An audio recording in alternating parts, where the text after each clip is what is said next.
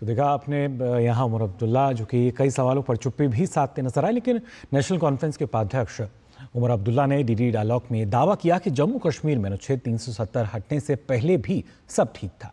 हमारे संवाददाता ऋषि कुमार ने जम्मू कश्मीर की जनता से ही इसकी सच्चाई जानने की कोशिश की। आपको सुनाते हैं कि कैसे कश्मीर के आवाम ने ही उमर अब्दुल्ला के दावों को खारिज करते हुए कहा कि जम्मू कश्मीर में अब अमन चैन है। आज से 10 साल पहले यूथ के साथ क्या नाइंसाफ़ी होती थी कि अगर आज मेरा जितना लड़का 10 साल पहले बाहर निकलता था तो उसको कोई गारंटी नहीं होती थी कि मैं घर आऊँगा कि नहीं आऊँगा। इतने यहाँ पे हालात ख़राब हुए थे और 370 हटने के बाद यहाँ पे बदलाव कितना आ गया। आज कोई टेंशन नहीं है कि लड़का घर आएगा कि नहीं। आज से पहले माँ 5-6 साल पहले माँ फ़ोन करती थी कि बेटा घर आएगा कब आएगा, कितने बजे आएगा, माँ को टेंशन होती थी। अगर आज हम 12-1 बजे भी बाहर होते हैं तो घर वालों को कोई टेंशन नहीं होती है। कश्मीर की जो अगर हम बात करें, एक डिस्प्यूटेड टाइप जो एक लोकेशन माना जाता था आज से 10 साल पहले, आज से 6 साल पहले, और आज आप देखिए कि हर कोई बहुत आज़ादी से घूम रहा है। हर घर, पहले आप पॉलिटिशियन ढूंढने से नहीं मिलता था, आज आपको हर घर में पॉलिटिशियन मिल रहा है। सो ये एक तरक्की है, इसको बोलते हैं डेवलपमेंट। अभी के प्रेजेंट के टाइम पे 2014 में अभी आप देख रहे हो इलेक्शंस में लोग उतने हिसाब से, और वोट रिजल्ट भी कितना था। अभी प्रेजेंट के टाइम पे आप देखिए, अभी इस पार्लियामेंट इलेक्शन रिसेंटली हुआ था, अभी आप उसमें देखिए वोटिंग रिजल्ट क्या था, और इलेक्शन में चुनाव में कितने लोग आ रहे हैं। मसला ये है कि अभी लोग चाहते हैं कि हम नुमाइंदगी करें, लोगों की खिदमत करें। पिछले कई सालों से मतलब कश्मीर में J&K में इतनी डेवलपमेंट आ गई है कि कहने की बात ही नहीं है। यहाँ पे लगभग 4-5 बजे मार्केट शट होती थी, मतलब आज स्मार्ट सिटी की वजह से मार्केट इतना बढ़ गया है कि पूछो मत। रोड्स की डेवलपमेंट इतनी हो गई, फ्लाईओवर्स आ गए, मतलब लोगों को इतनी आसाइश नुमाइंदा हो गई कि कहने की बात ही नहीं है। मतलब आर्टिकल 370 टूटने के बाद मतलब बहुत सारी डेवलपमेंट कश्मीर के अंदर आ गई। तो बहुत ज़्यादा विकास जो है वो 370 हटने के बाद हुआ है, ये हम नहीं कह रहे, बल्कि जो जनता है वो खुद कह रही है। जबकि वहाँ के जो नेता हैं, जो राजनीति करते हैं, उनका कहना कुछ और ही है, और जब सवाल पूछा जाता है तो उस पर भी चुप्पी साधते नजर आते हैं। लेकिन जम्मू कश्मीर में अगर देखा जाए तो हाल फिलहाल में जिस तरीके से शांति व्यवस्था जो कायम हुई है, उसमें काफ़ी हद तक यहाँ के उपराज्यपाल मनोज सिन्हा जो हैं उनकी भी भूमिका रही है, और इनसे भी हमने डीडी डायलॉग के दौरान बातचीत की। आइए देखते हैं खास बातचीत।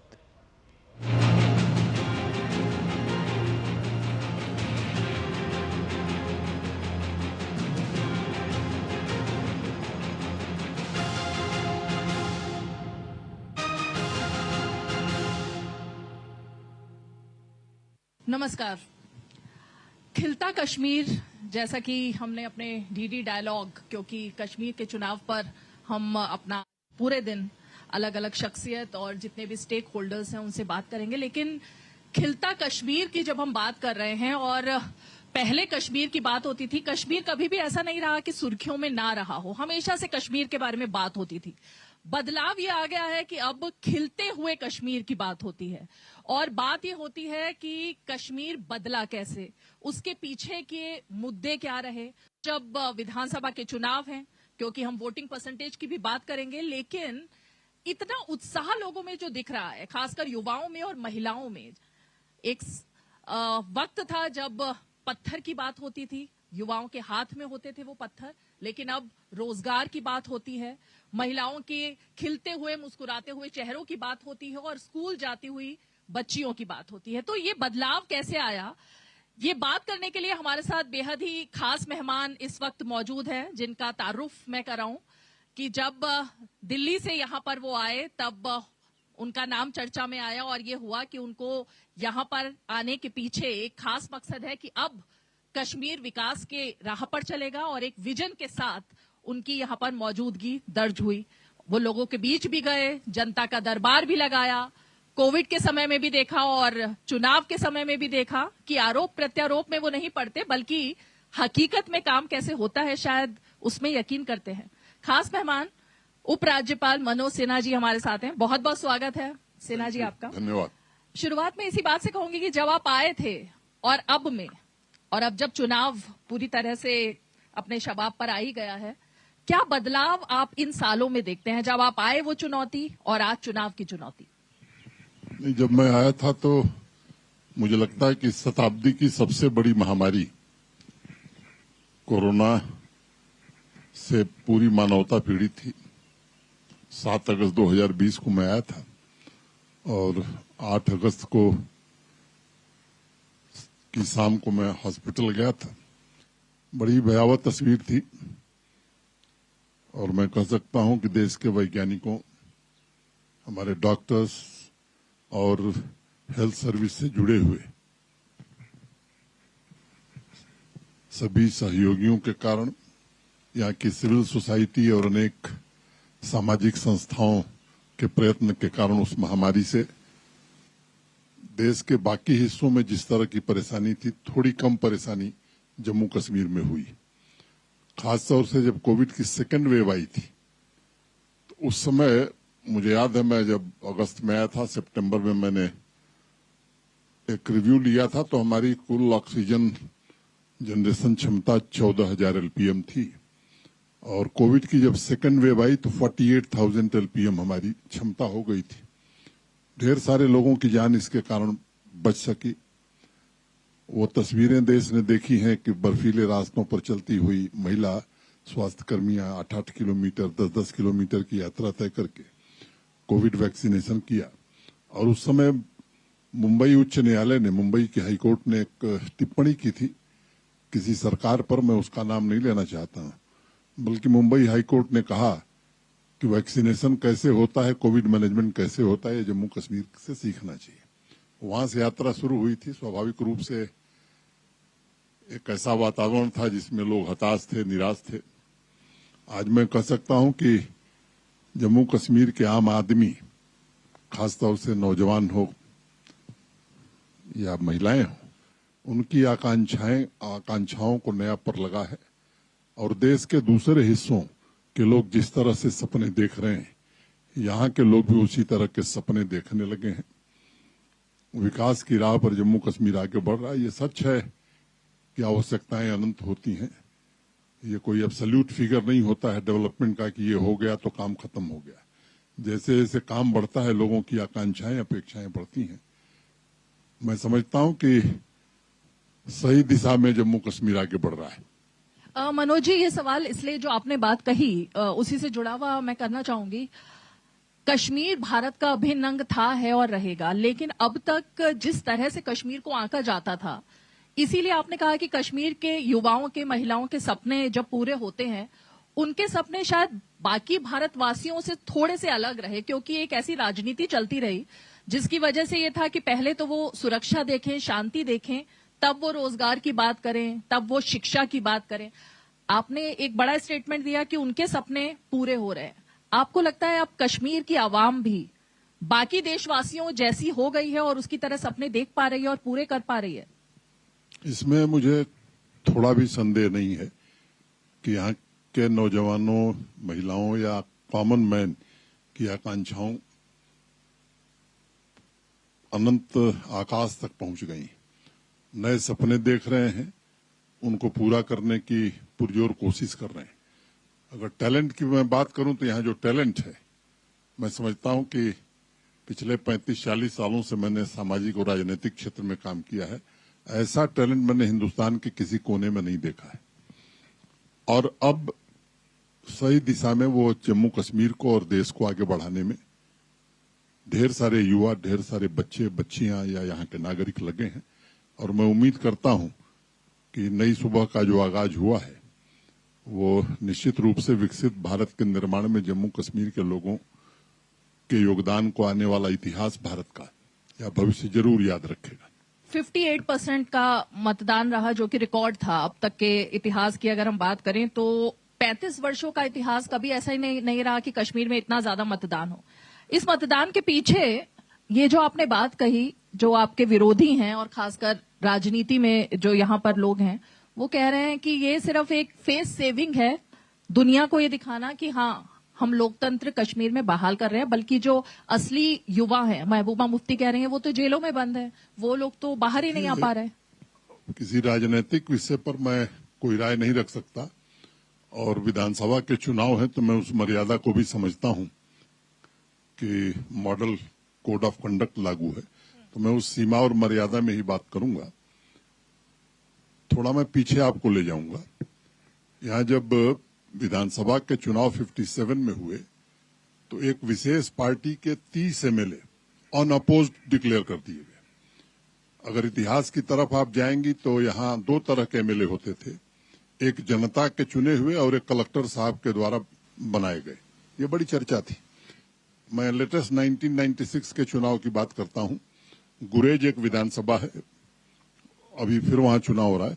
2723 वोट पा करके एक सज्जन एमएलए हो गए, 2723, और उनकी विक्ट्री की जो लीड थी वो 713 वोट की थी। अब आप कल्पना करिए, तो मैं मानता हूं कि लो वोटिंग परसेंटेज भी रिगिंग का एक पार्ट था। खैर, उससे मैं आगे निकलता हूं। जो लोकसभा के चुनाव हुए हैं, यहां लोगों ने पहली बार 1977 में फ्री एंड फेयर पोल देखा, और चुनाव में रिगिंग या मैं कहूं कि निष्पक्ष चुनाव न होना, वो एक बड़ा कारण रहा है जम्मू कश्मीर की आवाम की भावनाओं को भड़काने का, और उसका दुष्परिणाम जम्मू कश्मीर ने भोगा है। 1977 में पहली बार मोरारजी भाई की जब सरकार बनी तो यहाँ के लोगों ने निष्पक्ष चुनाव देखा था। फिर 2002 हो, 2014 हो, 2019 हो, 2024 हो, इन चुनाव में लोगों ने देखा। जो पिछला लोकसभा का चुनाव है, ठीक है, 58.06% मतदान हुआ। उससे जो मूल बात निकलती है कि जम्मू कश्मीर के लोगों ने भारत के लोकतंत्र में और लोकतांत्रिक मूल्यों में आस्था व्यक्त की है। अगर मैं वैली की बात करूं, केवल कश्मीर वैली की, तो यहां भी 50.6% मतदान हुआ, जो कि 30-35 सालों में इतना मतदान नहीं हुआ था। विशेष रूप से युवा, महिलाएं, बुजुर्ग बढ़ चढ़ करके हिस्सेदारी किया। और अभी जो विधानसभा के चुनाव हो रहे हैं, मैं उम्मीद करता हूं कि ये परसेंटेज और बढ़ेगा। लोगों की एस्पिरेशंस जब जगती हैं, जागृत होती हैं, तो स्वाभाविक रूप से लोग चाहते हैं कि हमारा भी योगदान यहाँ के विकास में, यहाँ की गवर्नेंस में हो, और मैं मानता हूं कि वो लोगों की आंखों में दिखाई पड़ रहा है। तो ये योगदान वाकई में है मनोज जी, क्योंकि जब हम बेरोजगारी खत्म करने की बात करते हैं और कश्मीर में रोजगार की बात, आपने मतलब G20 जैसी सफल आयोजन होते हैं और इतने बड़े बड़े निवेशक यहाँ आते हैं और कहते हैं कि हाँ, अब यहाँ माहौल है कि हम निवेश कर सकें, लेकिन उसके बाद फिर राजनीति शुरू हो जाती है। कुछ लोगों को शायद ये हकीकत समझ नहीं आ रही है। उनका कहना है ये तो सिर्फ आंकड़े हैं, लेकिन हकीकत में अगर देखा जाए तो अभी भी स्थिति कुछ बदली नहीं है। नहीं, मैं किसी राजनीतिक दल या राजनीतिक नेता की टिप्पणी पर यहाँ टिप्पणी करने नहीं आया हूं।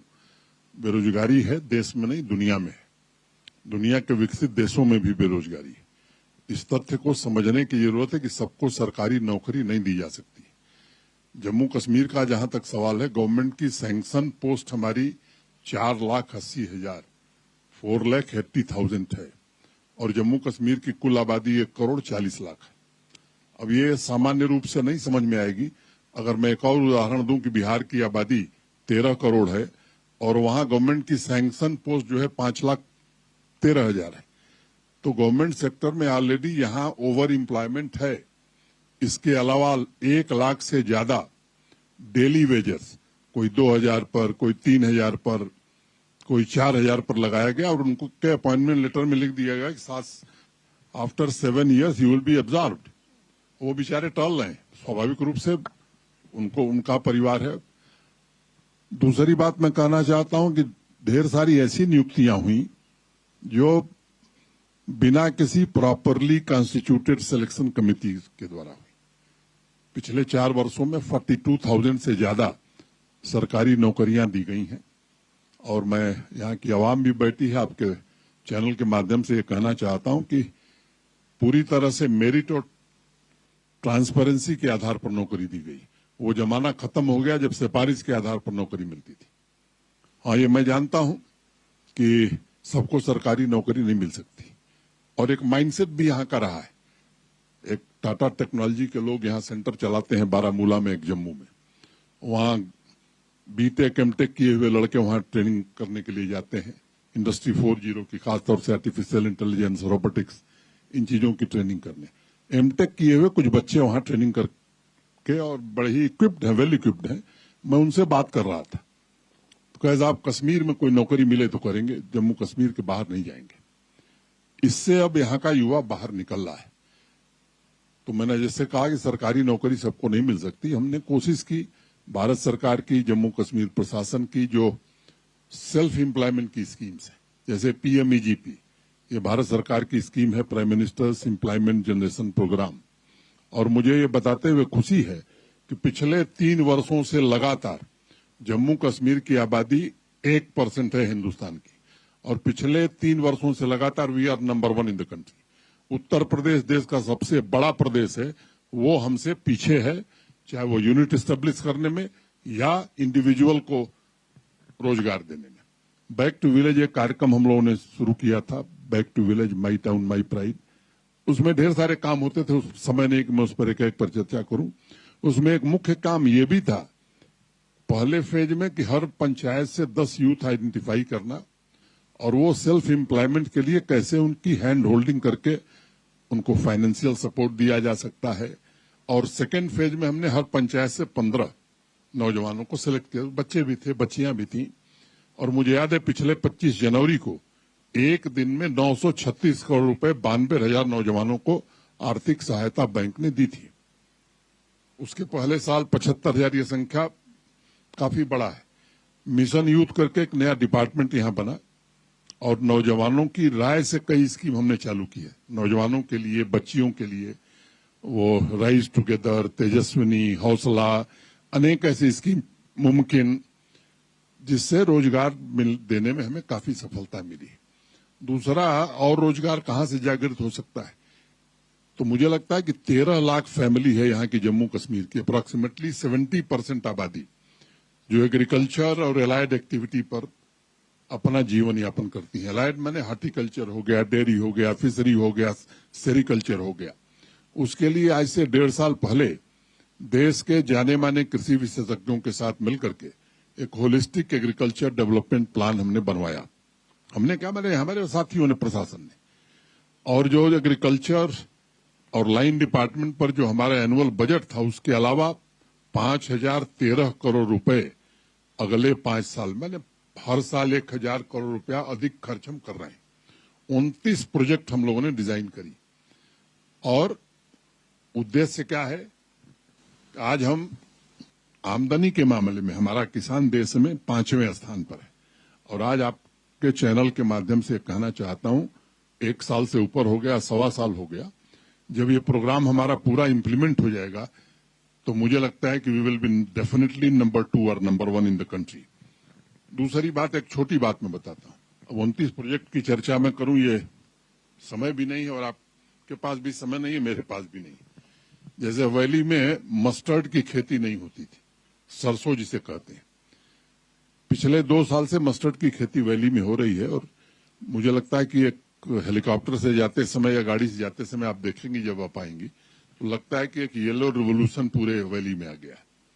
अब एक सामान्य आदमी को यह समझ में आता है कि मस्टर्ड की खेती हो रही तो क्या होगा, तो एडिबल ऑयल हो जाएगा, खाने के लिए, सब्जी बनाने के लिए तेल मिल जाएगा। अब मैं बताता हूं उसके 3 लाभ है। जम्मू कश्मीर में फॉडर डेफिसिट है, चारे की दिक्कत है। जितने चारे की जरूरत है फॉडर की, उसका 40% जम्मू कश्मीर प्रोड्यूस करता है। अब HADP के इम्प्लीमेंट होने के बाद जो टारगेट हमारा है वो 80% फॉडर हमको मिल जाएगा। तो सामान्य रूप से जो मस्टर्ड की पैदावार हो रही है उसमें 34% ही ऑयल निकलता है, 66% ऑयल केक निकलता है, जिसे हिंदी में खली कहा जाता है। अब वो पशुओं को फॉडर के रूप में इस्तेमाल हो रहा है। एक तीसरा बड़ा लाभ जो हुआ, मधुमक्खी हनी, जो बी कीपिंग का काम हमारे किसान भाई करते हैं, लगभग 30-35 दिन पहले मधुमक्खियां वैली में आ गई, जिससे हनी और बी कीपिंग से जुड़े हुए किसानों का बड़ा लाभ हुआ। मीट, एग्स, अब ये बाहर से आता है, यहाँ कंजम्पशन बहुत है, हम पैदा नहीं कर पाते। मिल्क डेफिसिट स्टेट थे, अब हम मिल्क सरप्लस की ओर जा रहे हैं। तो इस तरह की स्कीम बनाई। अब उसमें ढेर सारे एग्री इंटरप्रेन्योर बनेंगे, रोजगार के अवसर मिलेंगे। तो ये हमारा फोकस एरिया है। लगभग 2,62,000 ऐसे किसान हैं जो मार्जिनल फार्मर है। अब यहाँ एक एप्पल की ही हाई डेंसिटी प्लांटेशन एप्पल का ही अलाउड था, आज 12 फसलों में हम हाई डेंसिटी प्लांटेशन कर रहे हैं। अब दूसरा सेक्टर रोजगार कहां से आ सकता है, तो वो इंडस्ट्री हो सकती है। और प्राइवेट इन्वेस्टमेंट आजादी से लेकर 2021 तक कुल करीब 14,000 करोड़ 14,000 करोड़ का यहां हुआ था। 2021 में एक new industrial scheme Jammu Kashmir के लिए भारत सरकार के सहयोग से बनी, और मैं कहना चाहता हूं कि देश के किसी भी राज्य से बेहतर इंसेंटिव आज जम्मू कश्मीर दे रहा है। और उसका प्रतिफल ये हुआ कि आज हमारे पास 1.25 लाख करोड़ 1.25 लाख करोड़ से ज्यादा के प्रपोजल्स हैं। सबको हम जमीन नहीं दे पा रहे हैं। 8800 करोड़ 8,800 करोड़ के इन्वेस्टमेंट जमीन पर उतर गए, उनका प्रोडक्शन शुरू हो गया है। 18,000 करोड़ से ज्यादा के इन्वेस्टमेंट प्रपोजल जो थे वो जमीन पर काम हो रहा है।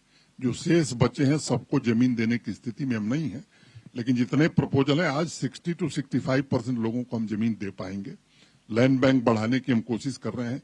46 नए इंडस्ट्रियल स्टेट जम्मू कश्मीर में बन रहे हैं। कश्मीर वैली में कोल्ड स्टोरेज और CHN की बड़ी आवश्यकता है, क्योंकि यहाँ हार्टिकल्चर प्रोड्यूस बहुत होता है।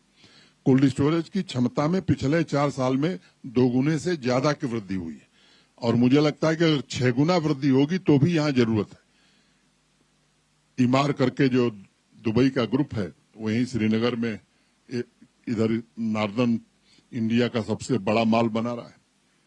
IT टावर यहीं श्रीनगर और जम्मू में बना रहा है। तो यहाँ 3 प्राइवेट मेडिकल कॉलेज और सुपर स्पेशलिटी हॉस्पिटल बन रहे हैं, तो एक रोजगार यहाँ से भी सृजित होगा।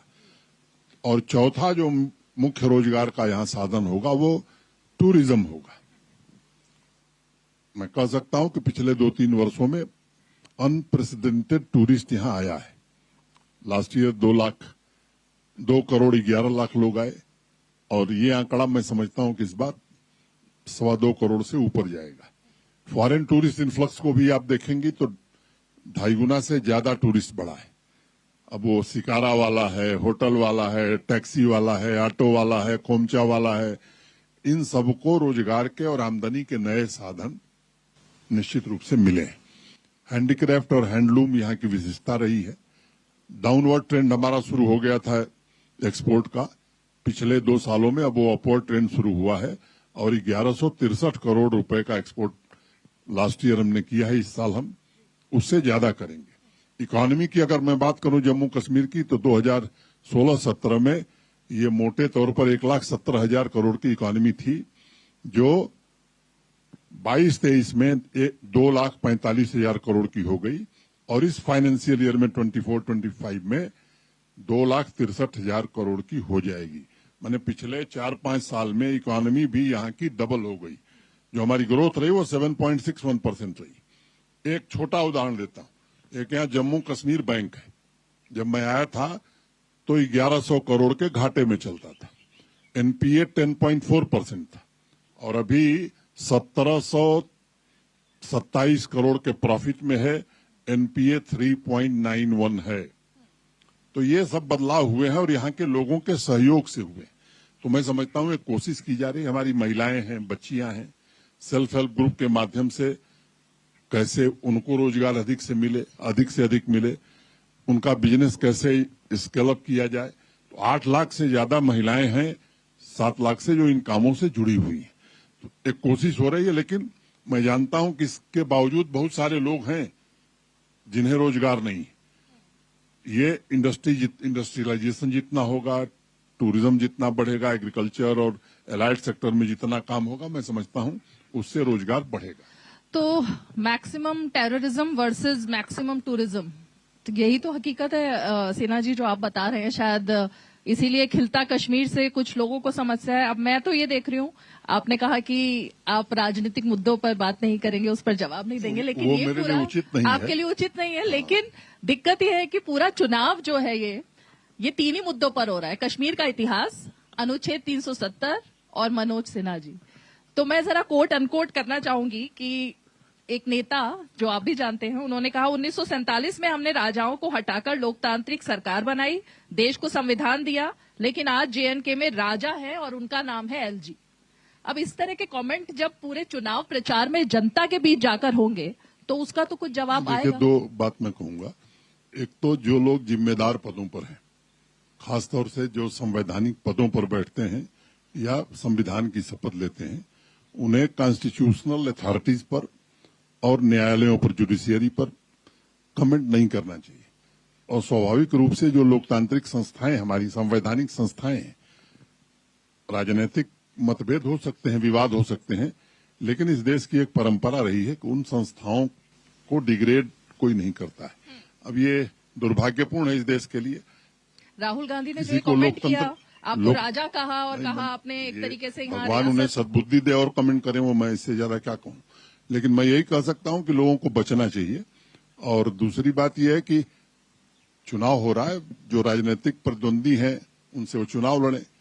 अनावश्यक रूप से अगर मैं कहूंगा तो शायद अच्छा नहीं होगा, लेकिन मैं उनको एक सलाह दूंगा कि अगर उनके पास कोई तंत्र है तो एक वो सीक्रेट बैलेट करा लें जम्मू कश्मीर में और आम आदमी की आवाज जान लें। उन्हें समझ में आ जाएगा कि पिछले 4-5 वर्षों में बदलाव क्या हुआ है। बदलाव जिसकी आप बात करें, 45 साल के बाद डोडा में देश के किसी भी प्रधानमंत्री की रैली होने वाली है। प्रधानमंत्री नरेंद्र मोदी डोडा में रहेंगे। आपका मैंने एक स्टेटमेंट देखा, आपने कहा हम शांति खरीदने में विश्वास नहीं करते। तो क्या ये एक तरीके से संकेत था कि जो वास्तविकता है वो ये है? दो बात समझिए कि शांति जब खरीदी जाती है तो अस्थायी नहीं होती है। शांति स्थापित की जाती है अस्थायी रूप से, तब शांति आती है। तो ये मौलिक अंतर, ये सबको समझना चाहिए। यहाँ बहुत सारी चीजें कई वर्षों बाद हुई। 34 वर्ष बाद श्रीनगर में सिनेमा हॉल खुला, शोपिया में सिनेमा हॉल खुला, पुलवामा में सिनेमा हॉल खुला। 34 साल बाद मुहर्रम का जुलूस निकला, शांतिपूर्ण ढंग से निकला।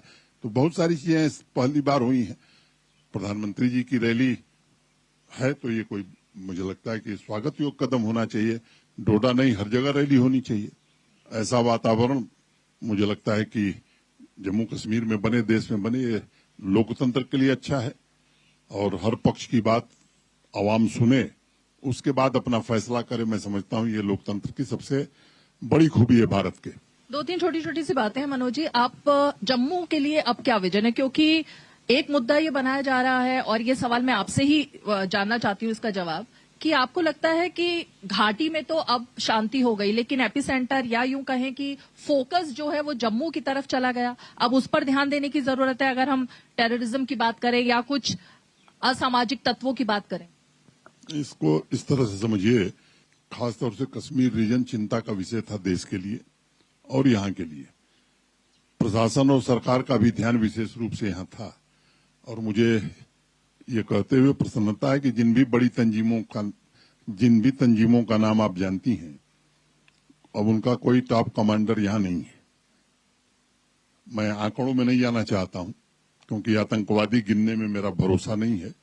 वो आंकड़े में बता सकता हूं परसेंटेज वाइज कि सिविलियन किलिंग कितनी कम हुई, फोर्सेस की किलिंग कितनी कम हुई, वो आंकड़े हैं मेरे पास, लेकिन मैं उसमें समय जाया नहीं करना चाहता हूं। मैं केवल एक बात कहना चाहता हूं कि एक लोकल रिक्रूटमेंट कितना होता है, ये एक बड़ा भारी फैक्टर है। अगर उसको पिछले, जब से आतंकवाद यहाँ शुरू हुआ है, मैं समझता हूँ वो लोवेस्ट लेवल पर है आज की तारीख में। और उसका कारण यही है कि उसको ये लग रहा है यहाँ के नौजवान को कि नहीं, अब हमारा भविष्य भारत के साथ है। चुनाव में भी यहाँ के लोगों ने विश्वास व्यक्त किया कि पड़ोसी जो हमको गुमराह कर रहा था अनावश्यक, पता नहीं कितने निर्दोष बच्चों की जान चली गई, यहाँ की सड़कें, यहाँ की नदियां अनेक निर्दोष लोगों के खूनों से लाल हो गई। अब उसको समझ में आ गया कि हमारा भविष्य भारत और भारत के लोकतंत्र के साथ है। जहां तक जम्मू रीजन का सवाल है, ये सच है कि पिछले 1.5 साल से वहां आतंकवादी घटनाएं कुछ हुई हैं, जिन बातों का मैंने पहले जिक्र किया, शांति, स्थिरता, डेवलपमेंट, G20 का आयोजन, लोकसभा चुनाव में भारी मात्रा में मतदान, अब इससे पड़ोसी के पेट का दर्द बढ़ गया। जो देश अपने नागरिकों को न्यूनतम सुविधाएं नहीं दे पा रहा है।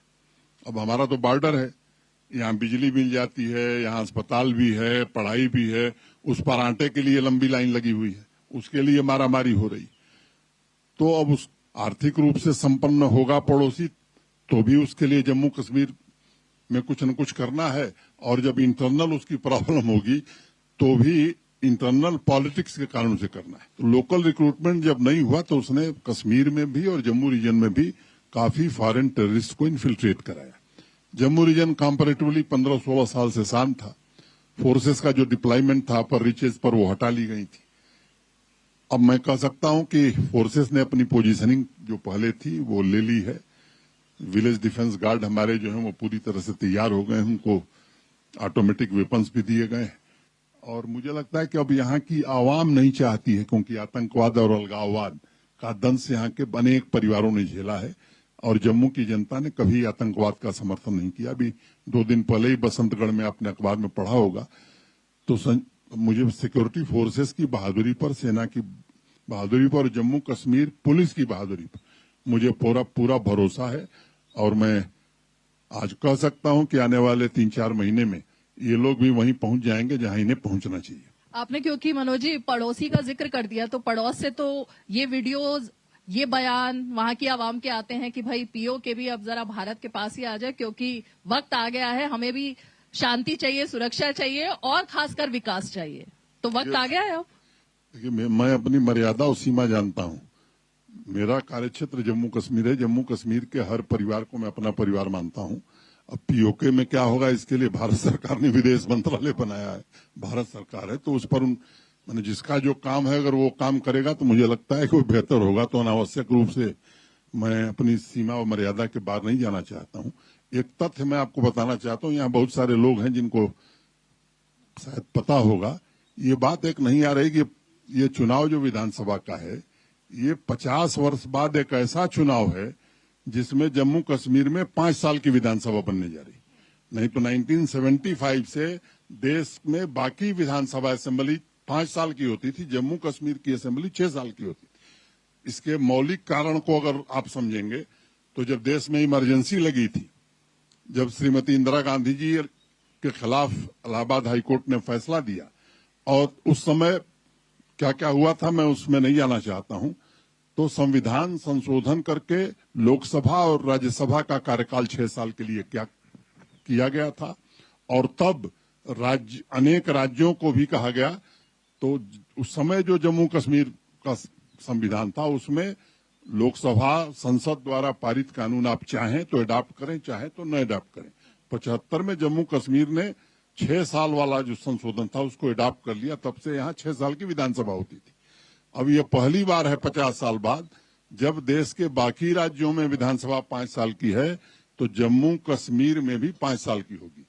मैं केवल एक बात कहना चाहता हूं कि लोकतांत्रिक मूल्यों की बात करने वाले लोग ये शायद नहीं समझ पा रहे हैं कि आपातकाल का ध्वंसावशेष 50 साल तक जम्मू कश्मीर ने उनके गलत नीतियों के कारण झेला है। तो ये गलत नीतियां आपको लगता है अब बिल्कुल सुधर गई हैं और उस राह पर है? मेरी समझ क्या है, अब मैं क्या समझता हूं, ये महत्वपूर्ण नहीं है। जम्मू कश्मीर के नागरिक अवाम क्या समझते हैं, ये ज्यादा महत्वपूर्ण है। विशेष राज्य को लेकर, विशेष राज्य का दर्जा जिसकी बात हो रही है, पूर्ण राज्य का दर्जा, उस पर भी तमाम बातें। मैं 2 बात कहना चाहता हूं। राजनीतिक कारणों से भाषण देना अलग बात है, तथ्य रखना अलग बात है। 5 अगस्त 2019 को देश की संसद में जब गृह मंत्री जी ने बिल प्रपोज किया था, तो उन्होंने 3 बात कही। पहली बात कही डिलिमिटेशन फर्स्ट, फिर उन्होंने कहा कि असेंबली इलेक्शन, और तीसरी बात कही कि then statehood at appropriate time. अब चीजें उसी सीक्वेंस में चल रही। डिलिमिटेशन माने मैं रोज सुनता हूं 10 साल बाद चुनाव। अरे भाई 2014 में चुनाव हुए थे, कायदे से अगर 5 अगस्त 2019 को 370 एब्रोगेट न होती तो 2020 में चुनाव होते। अगर 5 साल का भी टेन्योर होता 2019 में चुनाव होता। 5 अगस्त 2019 को एक विशेष परिस्थिति पैदा हुई, जो उस समय गृह मंत्री जी ने देश की संसद में कहा। उसी सीक्वेंस में डिलिमिटेशन 83 असेंबली सीट्स थी लद्दाख अलग होने के बाद, 7 नई असेंबली सीटें यहां बढ़ गई। अब वो 7 सीटों की बाउंड्री कैसे डिसाइड होती? तो एक संवैधानिक व्यवस्था है इलेक्शन कमीशन की, डिलिमिटेशन कमीशन की।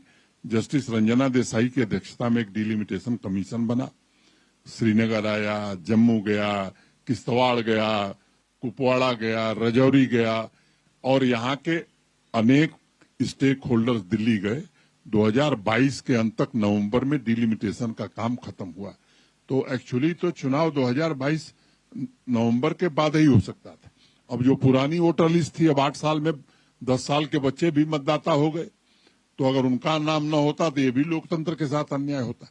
चुनाव कब होंगे इसका फैसला हम सब जानते हैं कि भारत का निर्वाचन आयोग कर, तो लोकसभा चुनाव के साथ होगा या नहीं होगा, भारत के निर्वाचन आयोग ने फैसला किया, उससे बाद में कराएंगे। वो चुनाव हो रहा है। तीसरी बात, 21 जून को माननीय प्रधानमंत्री यहीं आए थे योगा डे के उपलक्ष्य में। उस दिन भी उन्होंने कहा था कि चुनाव जल्दी होंगे, और उस दिन भी उन्होंने इस बात पर बल दिया कि यहाँ को जम्मू कश्मीर को पूर्ण राज्य का दर्जा भी दिया जाएगा। तो मुझे लगता है कि संसद को जो लोग समझते हैं, संसद में कही हुई बात का अर्थ क्या होता है, वो निश्चित रूप से एक तरह से आश्वासन है, और वो आश्वासन पूरा करना ये वैधानिक रूप से, संवैधानिक रूप से अनिवार्य होता है सरकार के लिए। अंत में चलते चलते मनोज सिन्हा जी के दिल की बात, क्योंकि अब चर्चा ये भी हो रही है कि कश्मीर जिस मुकाम तक पहुंचना था लगभग उस राह पर पहुंच गया है, चुनाव भी हो रहे हैं, निष्पक्ष चुनाव, और खिलते कश्मीर की बात हो रही है। क्या मनोज सिन्हा जी अब एक तरीके से जो राजनीतिक दृष्टि से उनको देखा जाता था, वापसी उनकी वहां होने वाली है? राजनीति केवल चुनाव लड़ना नहीं होती है। मुझे लगता है कि इस देश में एक गलत धारणा बन गई कि राजनीतिक दल में काम करना और चुनाव लड़ना यही राजनीति है। मुझे लगता है कि लोगों के जीवन में बड़ा बदलाव आ सके, इससे बड़ी राजनीति, मानव सेवा से बड़ी राजनीति कुछ नहीं है। और मैं अपनी बुद्धि, क्षमता, विवेक के अनुसार जो मेरी समझ है उस हिसाब से उस काम को कर रहा हूं, और जब तक हूं पूरी ईमानदारी से, पूरी निष्ठा से इस काम को पूरा करूंगा। ये सवाल मैंने इसलिए पूछा क्योंकि कहा जा रहा है कि चुनाव तो हो रहे हैं, लेकिन बाद में भी जो पूरी शक्तियां हैं वो तो आप ही के हाथ में रहेंगी। तो बात समझिए कि जितनी यूनियन टेरिटरीज हैं उसमें यही व्यवस्था है। दूसरी बात कि स्टेट रीऑर्गेनाइजेशन एक्ट अक्टूबर 2019 में देश की संसद ने बनाया था। स्टेट रीऑर्गेनाइजेशन एक्ट में ये सारी बातें लिखी हुई हैं। अब क्या है कि हमको दिखाई पड़ रहा है कि वहां वो बैठे हैं, अब हम उनको नहीं पहचानना चाहते हैं तो चाहे जितने पावर का हमको चश्मा लगा दीजिए, हम कहेंगे नहीं साहब वो टाई नहीं पहने, वो तो पैजामा पहने। तो कुछ लोगों को बोलना है क्योंकि उन्हें चुनाव लड़ना है। वो शक्तियां पहले स्टेट रीऑर्गेनाइजेशन एक्ट में थी, और अगर शक्ति बढ़ाने की बात होती तो बिना पार्लियामेंट गए नहीं बढ़ सकती थी। It was a simple notification, उसको अनावश्यक रूप से प्रचारित किया जा रहा है। दूसरी बात, मुझे कोई शक्ति नहीं चाहिए। जो भी सरकार चुन के आएगी, मैं उनको अग्रिम शुभकामना देता हूं। किसी चुनी हुई सरकार का उद्देश्य क्या होना चाहिए? मुझे लगता है कि उद्देश्य यही होना चाहिए कि जम्मू कश्मीर में शांति हो, समृद्धि आवे, विकास हो, पीस, प्रॉस्पेरिटी एंड डेवलपमेंट। अगर ये सरकार का मुद्दा है तो मैं खुलेआम इन लोगों के बीच में कह रहा हूं, और जो लोग चैनल देख रहे हैं, कि उस सरकार को 100% मेरा समर्थन होगा। हाँ, मुद्दा अलग होगा, तब मुझे अपने विधिक और संवैधानिक अधिकारों का प्रयोग करना होगा। तो loud and clear message Manoj Sinha ji ने दे दिया है। जो लोग सवाल खड़े कर रहे हैं चुनाव पर, और जो लोग सवाल खड़े कर रहे हैं चुनाव बाद आखिर लोकतंत्र का क्या होगा, उन सबको दो टूक जवाब यहां पर मिल गया है। बहुत बहुत शुक्रिया मनोज सिन्हा जी इस बेबाक बातचीत के लिए डीडी न्यूज से।